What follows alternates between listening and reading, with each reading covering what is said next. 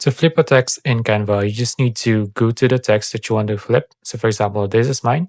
So what you need to do here is just download it as a PNG first or a JPG, whatever you want. So let's just download it and make sure to select PNG or JPG. So for example, for this example, let's just create PNG.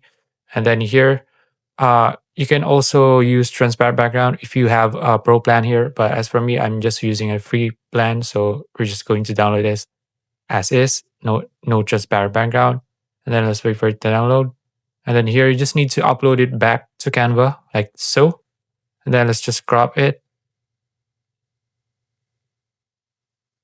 Then after that, let's just move it here at the bottom. And so you can see a flip button here at the top. And then you can just click on flip horizontal or click on flip vertical, whichever you want, just to mirror it or flip the text. All right.